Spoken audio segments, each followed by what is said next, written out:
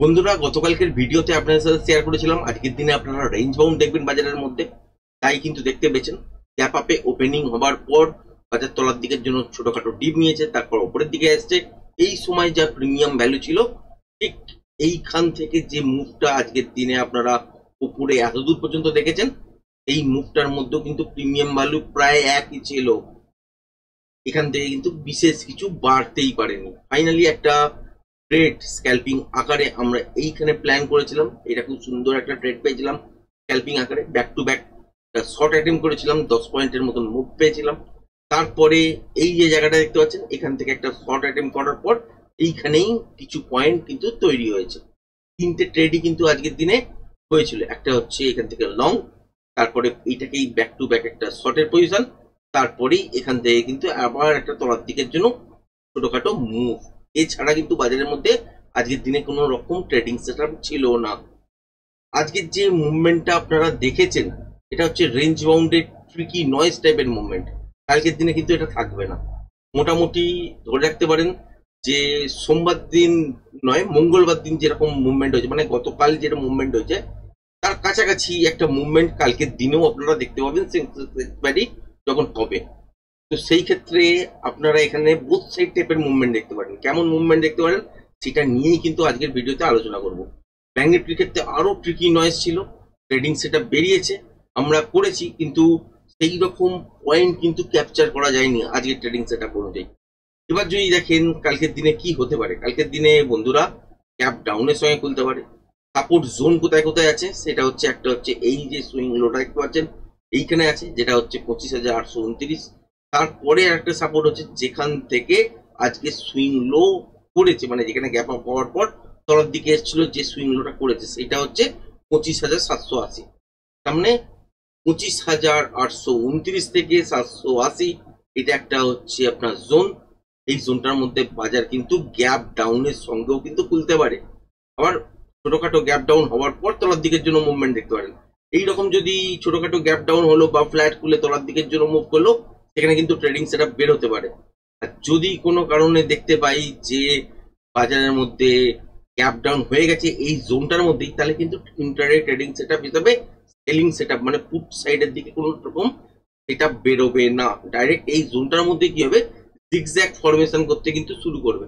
এবার যদি কোনো কারণে দেখেন যে এই জোনটাকে ব্রেক করেছে, তাহলে যতক্ষণ মোমেন্টাম থাকবে ততক্ষণ পর্যন্ত হোল্ড করা যেতে পারে। মানে সাপোজ ধরুন এখানে গ্যাপ ডাউনের সঙ্গে ওপেন হয়েছে বা ফ্ল্যাট খুলেছে বা ছোটখাটো গ্যাপ আপ হয়েছে, কিন্তু 25,900-920 ওপরে কিন্তু খোলেনি, কাছাকাছি যদি খোলে বা ছোটখাটো গ্যাপ ডাউনে খোলে, করার পর যদি তলার দিকের জন্য মুভমেন্ট দেখেন এবং সেই মুভটাই যদি দেখেন যে এটাকেও ব্রেক করেছে, তলার দিকে কিছুটা মোমেন্টাম শুরু হবে, এটাকেও ব্রেক করেছে, তাহলে যতক্ষণ মোমেন্টাম থাকবে ততক্ষণ পর্যন্ত ট্রেডটা হোল্ড করা যেতে পারে।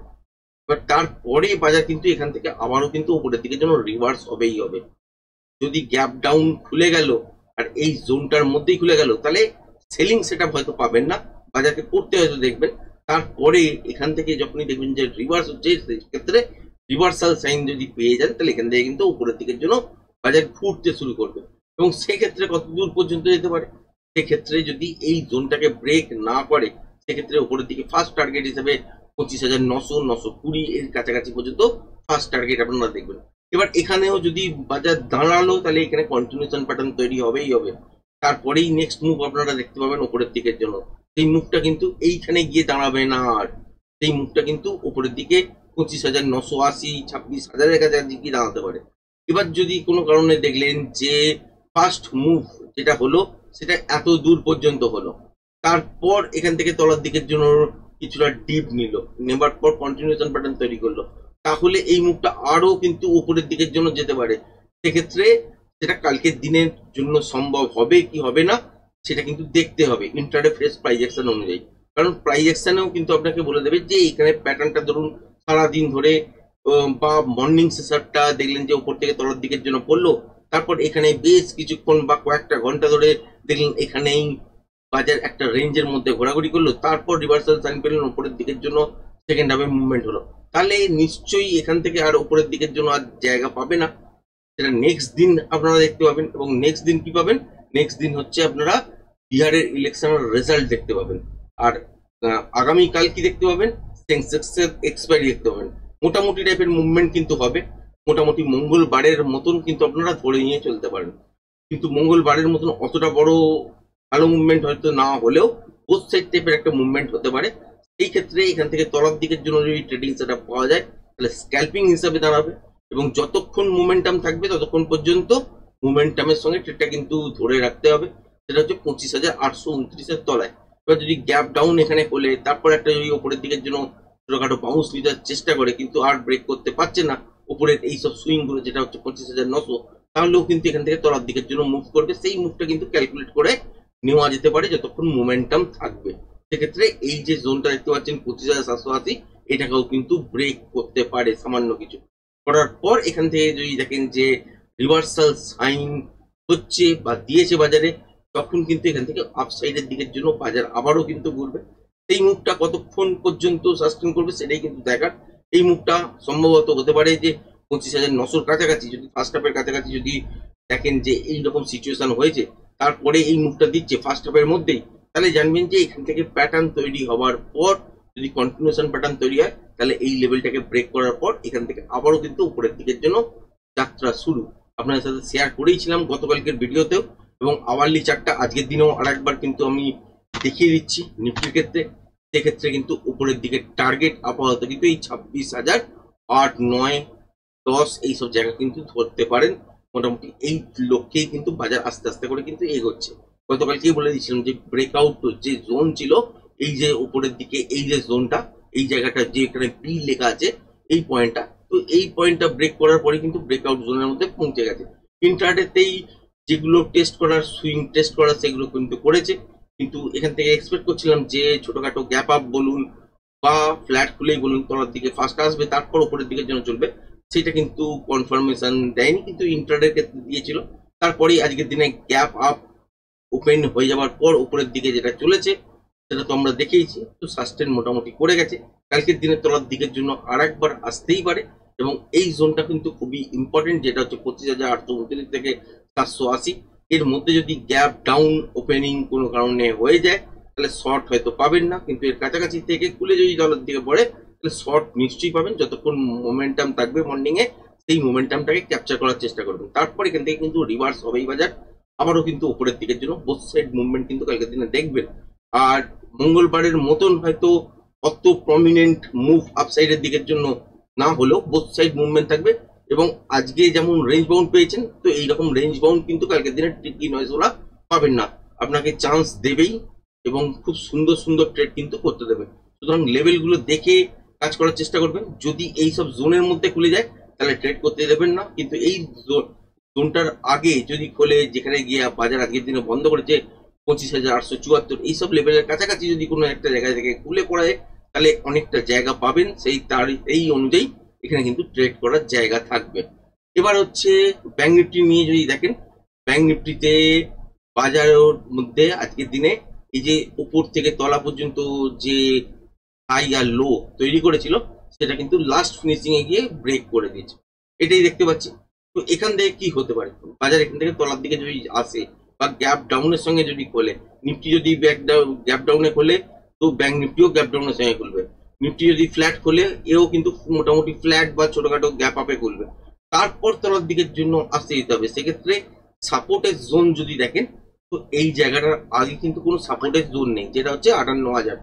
কারণ বাজার এখান থেকে গ্যাপ ডাউনের সঙ্গেই খুলুক বা ফ্ল্যাট খুলেই চলুক, তলার দিকে আসতেই পারে 58,000-এর কাছাকাছি। এই লেভেলটা ব্রেক না করলেই কিন্তু হলো, যদি আসে বা ছোটখাটো যদি তলার দিকে আস্তে আস্তে মধ্যিখানে কোনো একটা জায়গায় দাঁড়িয়ে যায়, সেখানে গিয়ে দেখবেন বারবার ট্রাই করছে তলায় আসার জন্য, কিন্তু ইন্টারডে সুইং লো আর ব্রেক করতে পারছে না। সেক্ষেত্রে একটা রিভার্সাল সাইন পেলে এখান থেকে কিন্তু বাজার উপরের দিকের জন্যই ঘুরবে, এবং ফার্স্ট অ্যাটেম্প যেটা করবে সেটা হচ্ছে আপনার এই 58,400, 450 এইসব জায়গার কাছাকাছি পর্যন্ত সেকেন্ড অ্যাটেম্প করতে পারে। কোথায়? এই জায়গাটার কাছাকাছি, যেটা হচ্ছে 58,480। কারণ এইটা একটা জোন যেখানে গিয়ে বাজার তলা থেকে যখন উপরের দিকে বাউন্স করবে, সেটা হচ্ছে এই জোনটাকে টার্গেট করতে পারে ফার্স্ট। এরপরে যদি দেখা যায় যে ফার্স্ট হাফের মধ্যে ঘটনাটা ঘটে যাচ্ছে, তাহলে কিন্তু প্যাটার্ন ফলো করতে হবে। প্যাটার্ন অনুযায়ী যদি কন্টিনিউশন প্যাটার্ন পান তাহলে কিন্তু এই লেভেলটা ব্রেক করার পর আবারও কিন্তু ওপরে যাবে, এবং টার্গেট কখন সেট করতে পারবেন, যখন এখান থেকে ওপরের দিকে কতটা মুভমেন্ট পেলাম তার ওপর আপনাকে ড্র করতে হবে প্রজেকশন লেভেল। তার আগে আপনাকে আইডেন্টিফাই করতে হবে কোন প্যাটার্ন তৈরি হচ্ছে। সেইগুলো হয়ে যাওয়ার পর প্রজেকশন লেভেল ড্র করার পর আপনাকে দেখতে হবে যে পিয়ার সেট লেভেল কোথায় দাঁড়াচ্ছে, সেই অনুযায়ী কিন্তু টার্গেট অ্যাকচুয়ালি দেখতে পাবেন। এইরকম ভাবেই কিন্তু বাজার উপরে বা তলার দিকে এরকম ভাবেই কিন্তু চলে।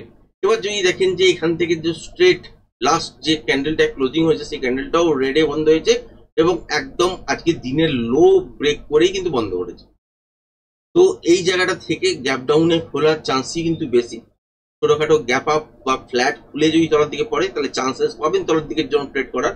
আর গ্যাপ ডাউনের সঙ্গে যদি খুলে যায় আর এই জোনটার মধ্যে পড়ে যায় তাহলে কিন্তু চান্সেস খুব একটা বেশি পাবেন না তলার দিকে সেল করার, কিন্তু সেক্ষেত্রে রিভার্সাল হয়ে যাওয়ার চান্সেস থাকবে এবং সেইটার দিকেই কিন্তু ফোকাস রাখবেন। এখান থেকে কিন্তু আপসাইডের দিকে একটা ভালো মুভমেন্ট ওপরের দিকের জন্য পেতে পারেন।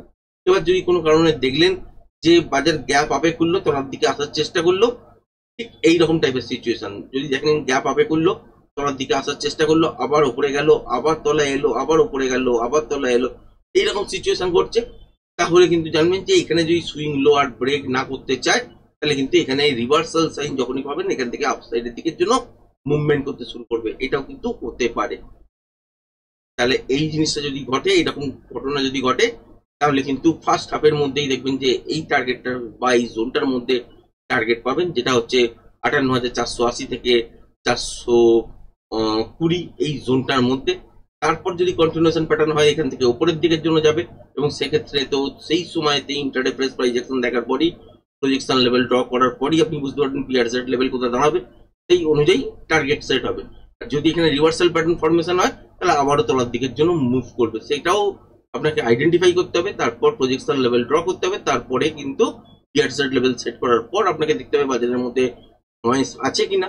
যদি নয়েজ না থাকে তাহলে ট্রেডিং সেটআপ অ্যাক্টিভেট করা যায় অপশন বাইং এর ক্ষেত্রে, আর যদি নয়েজ থাকে তাহলে কিন্তু অ্যাভয়েড করতে হয়। এরকম ভাবেই কিন্তু কালকে ট্রেডিং সেটআপটা হবে। মোটামুটি ভালো একটা ট্রেডিং সেটআপ পাবেন এইটুকুনি মনে হচ্ছে। তারপর দেখা যাক যে আলটিমেট বাজারের মধ্যে কিরম দেয়। মোটামুটি বোথ সাইড টাইপের মুভমেন্ট একটা দেখতে পারেন। প্রথমে তলার দিকের জন্য মানে মাইনাসের দিকে, তারপর প্লাসের দিকের জন্য কনভার্ট হতে যাবে, কারণ যেভাবে ব্রেকআউট করেছে সেই অনুযায়ী ব্যাংক নিফটিতে কিন্তু টার্গেট যদি বলেন তাহলে হচ্ছে এই 58,600 এটা কিন্তু টার্গেট হয়ে দাঁড়াচ্ছে। সেটা আগামী 1-2 দিনের মধ্যে কিন্তু কমপ্লিট করবে। সেটা কালকেই করবে না করবে হচ্ছে বিহার ইলেকশন রেজাল্টের দিন করবে, সেটা কিন্তু জানি না। যেরকম যেরকম সিচুয়েশন হবে সেই অনুযায়ী প্লে করতে হবে। এবং লাইভে তো আসি আপনাদের সাথে শেয়ার করেই দিই যে কিরম কিরম টাইপের মুভমেন্ট দেখতে পারেন বা এই মুভমেন্টগুলো কিরম কিরম ভাবে কত দূর পর্যন্ত চলতে পারে, সেই অনুযায়ী যেরকম যেরকম লাইভে আমি দেখতে পাবো আপনাদেরকেও আপডেট করে জানাবো। সেই জন্য লাইভ স্ট্রিমটাকে দেখার কিন্তু চেষ্টা করবেন। আজকের ভিডিওটা এই পর্যন্তই রাখছি, ধন্যবাদ।